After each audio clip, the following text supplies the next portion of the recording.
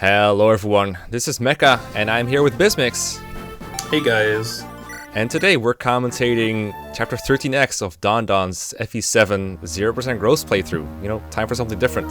In case you don't know, sometimes in these playthroughs there's a chapter where Don doesn't really feel like commentating because there's not too much exciting stuff happening.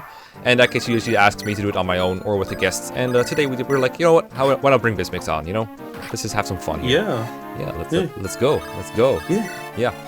So 13X, I don't know what your experiences with it are, but my casual experiences with this chapter are horrendous, like failures over and over in Hector Hard mode. I don't know, how about you? Yeah, no, I mean it's Fog of War. That's Fog of War. You mean that's not your favorite thing ever? Like, huh? I mean, no. So, in this chapter you start on the central island with Myrnus, the green unit that we gotta defend, that we picked up turn 1. And the chapter kind of wants you to defend him from all these different enemies that come in from all kinds of different directions. And, you know, my way of doing that was usually leave him where he is and then struggle to defend him against all these enemies from different directions. And the way Don does it in this playthrough is, well, let's just say it's different. I was expecting him to use his cheese strat, where what you do is you rescue drop Myrnus to the south, where it's much easier to defend him, and you put like Oswin or Marcus on the choke points, and that's it. That's pretty much all you have to do, because the enemies are just too dumb to get to you. But what he's doing here is even more amazing, because he's gonna... I don't even know how to describe the strategy in this chapter. I don't know what he was thinking. I know one thing that he was thinking, and that's that Marcus needs to see a lot of combat with the Iron Lance, or some kind of lance, because he needs to build lance rank for a boss kill in chapter 16. But other than that, there is no logic to this madness.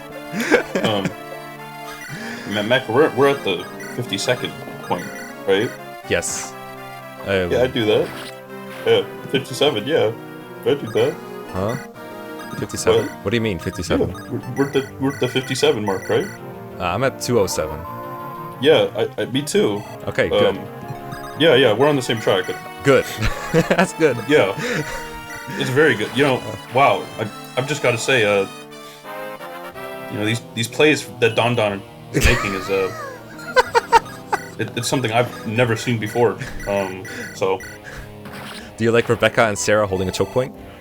I do, actually. I think that's, you know, new tech that hasn't been discovered in the Fire Emblem community yet, and you know, the way that Don is, you know, executing it, it's just, I can't believe it. It's revolutionary, honestly. I think the only reason it works is like both Rebecca and Sarah are super frail, and there was like an archer there that prioritized attacking Rebecca. Nice Marcus crit. Yeah. And I think that archer prioritized Sarah, because Sarah is like the most defenseless unit on his team. Like, she can't counter, and she has like the lowest defense and HP of everyone. And then everyone else got like stuck behind the archers. Like, hey dude, can you like move out of the way, please? I kind of want to attack this defenseless archer right now. And you know, but the guy was like, no, I'm not moving. I'm staying right here. And as a result, all the enemies on the left side are basically trivialized, and we only have to worry about this northern, leftern part and the south. What's it called? Southeastern part. Easter. Easter. Eastern? Southeaster, yeah. There's the east. Yeah, on turn 6, this Easter bonus spawns and attacks you. Enemy phase, by the way. Enemy phase. This chapter does actually have ambush reinforcements. It actually does, but I think he doesn't see any. But it's very mean and not very cool. I think the village in the top right, it has 5,000 gold if you visit it, and I think a lot of people rush it with Marcus or Lowen because they think, you know, it's a village, it's in danger. You gotta get a mounted unit over there. Gotta get a cab over there. Yeah.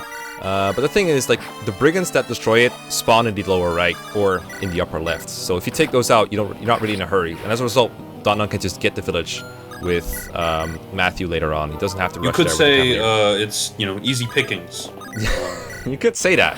If you wanted to use a catchphrase from Echoes, then you could say it's very easy pickings for Matthew. That's yeah. That's the thing. But I guess one other consideration is Don not only has like 2 Iron Lances and 2 Iron X's, and usually one more person that wants them than he has them. So just to trade around weapons a little bit. There's going to be a part a little bit, for example, where Sarah trades around a couple of weapons, which makes no sense because she can't use them, but that makes it easier for other people to train them onto themselves. So if you're looking for like in-depth strategies in a defense chapter, then I guess that's it. Rebecca's like almost done defending this point. Like, if she does this for one more turn, I think she's gonna die, because that mage is gonna like murder her or get killed, and there will be place for more enemies. Like, the archer can move back and stuff, so gotta be careful about that.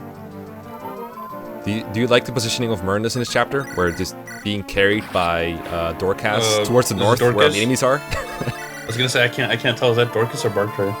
It's Dorcas, because Bartray is on the south getting kills for himself, because Bartray needs to be trained for recruiting Carla. So Dorcas is the one who gets to do absolutely nothing. 2 axe fighters, what's the difference? No, I mean, come on. No. At least, have you ever tried using Dorcas or Bartray before? I'm currently doing a run of this game myself, where I'm training Bartray to get Carla. It's not super pleasant. It's you having it? It's is it a good time? It's you sound like you're having a good time. You know, imagine FE7, the game where the enemies are as slow as they could possibly be, and then imagine still not being able to double them. That's Dorcas and Bartray for me. Yeah, I tried using Bartray, I think when my first playthrough ever, and he only got HP. Like, actually, there's nothing else. So it's gross. I think I had to bench him, but it got to a point where he had like 40 HP and then like still have like 6 or 7 speed. That's actually like 3 above his base. That's not bad. I mean, could be worse. But this was like, yeah. Yeah. I think the worst bit for Barcha, maybe for Don is the fact that his accuracy is not exactly reliable. He has like 70 to 80 hit on things, so when he misses, it's like, time to reset. Yay. This turn right here, Marcus is still mostly using lances to build his lance rank towards S rank, so he gets like 5 crit extra, and he's in raise the boss currently. Puzon, he's in the upper left. He's a mercenary. He can be pretty tough to kill. The bosses, unlike most enemies in this game, have luck. So that's why sometimes we need to hit crit thresholds like the one that Marcus is going for later on. And Marcus does not want to take the boss kill, but he wants to weaken Puzon, because we're still training Lowen in order to make him able to promote by chapter 17, I believe he needs to be promoted. Or chapter 18X. No, 17X, that's it. Chapter 17X, there we go. So that's why Lowen is being prioritized for kills right now. Everyone else is kind of doing their own thing, doing whatever is necessary for completion. He's also still making sure he's not using his javelins or hand axes too much, because he has very limited supply of those. He didn't visit the armory in the last chapter. So this is one of the few instances where he actually used a ranged weapon. There goes Puzon. Yeah. I think if Lowen missed there, he would have died, but his accuracy was like really good. But gotta take those risks. On level 5, damn. Yeah, there you go. There we get the trait from Sarah to make sure that Oswin actually has a weapon equipped. Most of the chapter you actually spent unequipped, which is coincidentally what I usually have with Oswin in this chapter if I'm just me chilling with him, but that was not exactly the approach he took. I was very surprised to see Don change his strategy so much for this chapter, but I'm happily surprised. No, I mean, one thing with like Rebecca, but I can't get over how many hits Rebecca and Sarah have taken over like. You haven't seen the previous chapters yet, but he uses them way too fucking much for combat. It's kind of scary, honestly. I don't know. I think a new meta is here, and of course. Yeah. Yidis would be proud.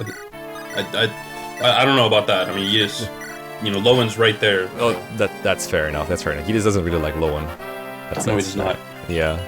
Some would say he thinks he's the worst unit ever, but he's kind of important for this playthrough, especially because in this playthrough Donna didn't get to train Kent or Sane, since it's a Hector mode only. So Lowen is probably the best cav out of all the unpromoted guys, but some people are doubters. Are you a doubter?